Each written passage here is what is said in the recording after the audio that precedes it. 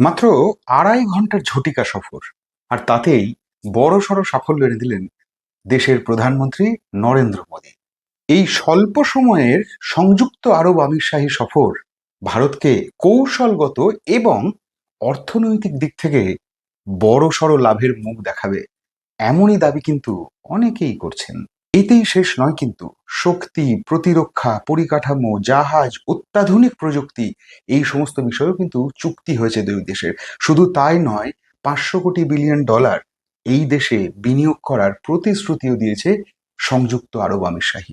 পশ্চিম Asia যখন অশান্ত, দেশ জুড়ে জ্বালানি সংকট হু হু করে বাড়ছে, আশঙ্কা তৈরি করছে, তেলের দাম বেড়ে চলেছে লাগাম ছাড়া। এই পরিস্থিতিতে আমির শাহীর সঙ্গে ঘনিষ্ঠতা বা সুসম্পর্ক বা নতুন চুক্তির খবর নয়াদিল্লির কাছে স্বস্তি তো বটেই। আবুধাবি ন্যাশনাল অয়েল কোম্পানির সঙ্গে চুক্তিপত্রে সই করেছে Indian strategic petroleum reserves limited. এতে পেট্রোলিয়াম ভান্ডারের বিস্তার ঘটবে ভারতে। এলএনজি ও এলপিজি ভান্ডার পরিষেবায় সহযোগিতা মিলবে। এদেশের পেট্রোলিয়াম ভান্ডারে 3 কোটি ব্যারেল পর্যন্ত মজুদ করবে আমির শাহী। ভারতে রান্নার গ্যাস সরবরাহ স্থিতিশীল হবে। নমস্কার, আমি অভিষেক সেনগুপ্ত, আপনি দেখছেন বেঙ্গল পলিটিক্স।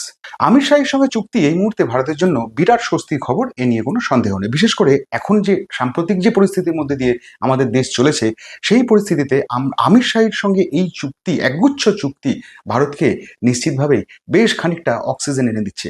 আর যখন 2.5 ঘন্টার সফরে গিয়ে নরেন্দ্র মোদী, দেশের প্রধানমন্ত্রী, যখন এমন একটা গুরুত্বপূর্ণ চুক্তি করে ফেলেছেন, তখন চর্চা না করে তো উপায় নেই। দেখুন, এই চুক্তির গভীরতা কিন্তু একেবারে অন্যরকম, আর সেটা যদি জানতে হয় তাহলে আপনাকে এই ভিডিওটা একেবারে শেষ পর্যন্ত দেখতে হবে। তাহলে শুরু করা যাক।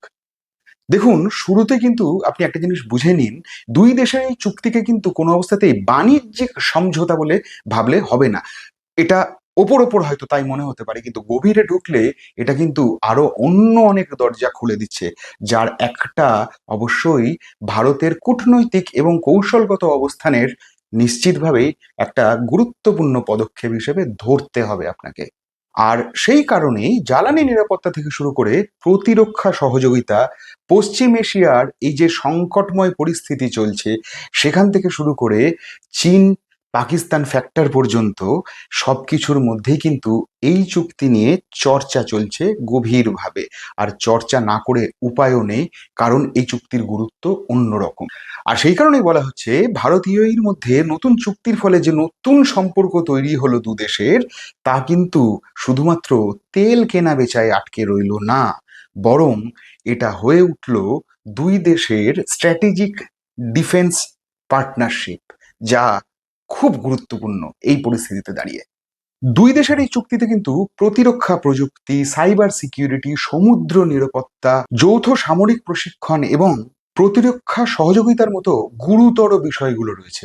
বিশ্লেষকদের মতে উপসাগরীয় অঞ্চলে ভারতের উপস্থিতি দীর্ঘমেয়াদী এবং শক্তিশালী করে তোলায় এই চুক্তির অন্যতম গুরুত্ব। এই মুহূর্তে জ্বালানি কিন্তু একটা বড় ইস্যু ভারতের মতো বিরাট দেশের ক্ষেত্রে, এটা নিয়ে কোনো সন্দেহ নেই। দেখুন, পেট্রোল ডিজেলের দাম বাড়ছে, আরো দাম বাড়তে পারে এমন একটা আশঙ্কা রয়েছে। এই পরিস্থিতিতে ইউএইর সঙ্গে যে এই চুক্তি যে ভারতকে জ্বালানি নিরাপত্তা বেশ খানিকটা দেবে, এ নিয়ে কোনো জটিলতা নেই। আরো একটা দিক থাকছে এর মধ্যে, পশ্চিম এশিয়ায় এখন যা পরিস্থিতি চলছে, সেই সংকট যদি আরো বাড়ে তাহলে ভারতের জ্বালানি সরবরাহ ক্ষেত্রে একটা ধাক্কা পড়তে পারে। ফলে এই যে চুক্তি দু দেশের মধ্যে হলো, সেটা খানিকটা ভারতকে স্বস্তি দেবে। আর ঠিক সেই কারণেই স্ট্র্যাটেজিক পেট্রোলিয়াম রিজার্ভ এবং এলপিজি সাপ্লাই এগ্রিমেন্টকে ভারতীয় মিডিয়া এতটা গুরুত্ব দিয়ে দেখছে। অনেক রিপোর্টে কিন্তু বলা হচ্ছে, এই যে হরমুজ প্রণালী ঘিরে যে সংকট বাড়ছে বা যে অস্থিরতা রয়েছে, সেটা যদি আরো বড় মাত্রায় দেখা দেয়, তাহলে কিন্তু সারা বিশ্বেই তেল সরবরাহ জনিত যে সমস্যা, তা কিন্তু আরো বিপর্যয়ের দিকে চলে যেতে পারে।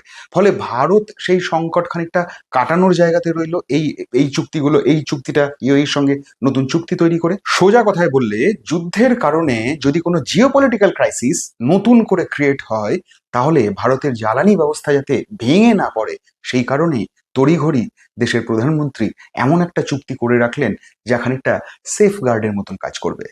এই চুক্তিকে কিন্তু কোনো অবস্থায় অর্থনৈতিক দিক থেকে শুধুমাত্র ভাবলে চলবে না, বরং এটাকে বলতে হবে একটা জিওপলিটিক্যাল ব্যালেন্সিং সিচুয়েশন। যদি আপনি পশ্চিম এশিয়ার দিকে তাকান তাহলে দেখবেন সৌদি আরবের সঙ্গে পাকিস্তানের ঘনিষ্ঠতা বাড়ছে, ওদিকে ইরান ঘিরে একটা ক্রাইসিস তৈরি হয়েছে, তার মধ্যে চীনের একটা ক্রমবর্ধমান একটা প্রভাব এমনিতেই রয়েছে। এই পরিস্থিতিতে ভারতের সঙ্গে বা ভারতের ইউএইর হাত ধরার চেষ্টা, সেটা কিন্তু ভারতের পায়ের তলার জমি অনেকখানি শক্তপোক্ত করে তুলবে, এটাই মনে করছেন আন্তর্জাতিক রাজনৈতিক মহলের বিশেষজ্ঞরা। এই পরিপ্রেক্ষিতে কিন্তু আবার একটা পুরনো চুক্তি যা 2022 সালে ইন্ডিয়া এবং ইউএইর মধ্যে হয়েছিল, যা আসলে সিইপিএ অর্থাৎ কম্প্রিহেন্সিভ ইকোনমিক পার্টনারশিপ এগ্রিমেন্ট যাকে বলে, সেই চুক্তিটা আবার নতুন করে ফিরে আসছে।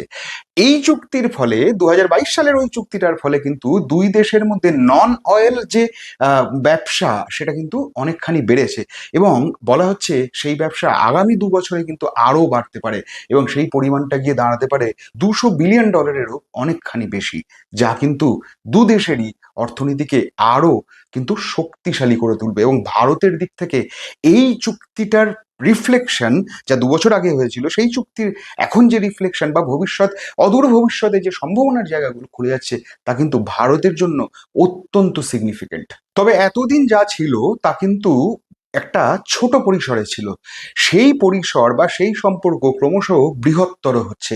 ফলে এই যে ধরুন দু দেশের মধ্যে যে সামরিক সম্পর্ক তৈরি হচ্ছে, দু দেশের মধ্যে সহযোগিতা আদান প্রদানের যে সামরিক ক্ষেত্রে বা সাইবার সিকিউরিটির ক্ষেত্রে বা সমুদ্র নিরাপত্তার ক্ষেত্রে যে সমস্ত সম্পর্ক আদান প্রদানের যে খবর যা শোনা যাচ্ছে বা যা চুক্তির মারফত যা যা জানা যাচ্ছে, সেগুলো কিন্তু দু দেশের সম্পর্ককে আরো জোরদার তো করবেই, একই সঙ্গে নতুন কিন্তু ভাবনার জায়গা বা নতুন কিন্তু স্বপ্নের জায়গাও তৈরি করে দিচ্ছে। বিশেষ করে যখন পরিস্থিতি পশ্চিম এশিয়ায় অত্যন্ত ভয়াবহ হয়ে উঠছে বলে লোকে মনে করছেন, অনেকেই মনে করছেন, বা ধরুন পশ্চিম এশিয়ায় পরিস্থিতি আরো জটিল হতে পারে বলে আশঙ্কা করা হচ্ছে, ধারণা করা হচ্ছে, সেই পরিস্থিতিতে কিন্তু এই চুক্তির বৃহত্তর রূপ যা এখন সামনে এলো, সেটা কিন্তু রীতিমতো স্বপ্ন দেখানোর মতো।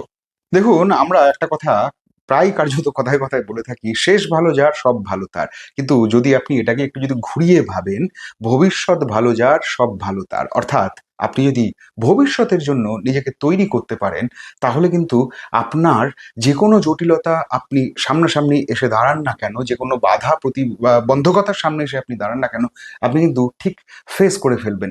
ঠিক এটাই নরেন্দ্র মোদী সরকারের ভারত এটা করার চেষ্টা করছে। মানে দেখুন, আপনি যদি হিসেব করে দেখতে যান, পশ্চিম এশিয়ায় একটা জটিলতা চলছে, বিশ্ব রাজনীতিতে ক্রমশ জটিল পরিস্থিতি তৈরি হতে পারে, আগামী দিনে কি হবে কেউ জানে না। ধরনের সংকট তৈরি হলে তাকে নিয়ন্ত্রণে রাখার জন্য যদি আগে থেকে আপনি স্ট্র্যাটেজি তৈরি করতে পারেন, তাহলে কিন্তু আপনি সেই পরিস্থিতি গিয়ে যখন পড়বেন, তখন কিন্তু আপনি অথয় জলে কার্যত পড়বেন না, বরং আপনি আগে থেকেই আপনার বাঁধ বা প্রতিরোধ তৈরি করে রাখছেন। ঠিক এই ভাবনাটাই এখন থেকে ভারতের মাথায় চলছে। নরেন্দ্র মোদীর সরকার যে কারণে এই ধরনের চুক্তিগুলো একটু একটু করে সেরে রাখতে চাইছে, সেটা প্রতিরক্ষা ক্ষেত্রেই হোক বা জ্বালানি সংকটের ক্ষেত্রেই হোক, যে কোনো কারণেই হোক না কেন, আগামী দিনে যাতে কোনো ভবিষ্যতে যদি কোনো কঠিন পরিস্থিতির মুখোমুখি ভারত হয়, তা যাতে খুব সহজেই টপকে ওঠা যায় বা সেই সমস্ত সংকট যাতে পার করা যায়, সেই কারণেই এই চেষ্টাগুলো শুরু হয়েছে। আর এই অ্যাঙ্গেলটাই কিন্তু হচ্ছে ইউএইর সঙ্গে ভারতের এই নতুন চুক্তি। আর তাই সব মিলিয়ে ভারতের বার্তা কিন্তু খুব স্পষ্ট, শুধুমাত্র ট্রেড ডিল নয়, বরং ভবিষ্যতের দিকে তাকিয়ে এমন চুক্তি তৈরি করা বা এমন সম্পর্ক তৈরি করা বা এমন পার্টনারশিপ তৈরি করা, যা ভবিষ্যতে ভারতকে অনেক দিক থেকে প্রোটেক্ট করবে। একই সঙ্গে যেমন পশ্চিম এশিয়ায় ভারতের অবস্থান দৃঢ় করবে, একই সঙ্গে যেমন জ্বালানি সংকটের ক্ষেত্রে ভারতকে অনেকটা অক্সিজেন দেবে বা এই ধরনের পরিস্থিতি হ্যান্ডেল করার জন্য আগাম অনেকটা এগিয়ে থাকার সুযোগ পাবে ভারত, যেমন একই রকমভাবে কিন্তু বিশ্ব রাজনীতিতে ভারতের পায়ের তলার জমি ক্রমশ দ্রুত শক্ত হয়ে উঠবে। এটাই চাইছেন নরেন্দ্র মোদীর সরকার। আর তাই এই ধরনের চুক্তি, যার ভবিষ্যতে কিন্তু একটা সুবর্ণ জায়গা থাকছে প্রাপ্তির। এই ভিডিও কেমন লাগলো আমাকে জানাবেন। তাহলে দেখা হচ্ছে পরের ভিডিওতে, ততক্ষণ ভালো থাকবেন।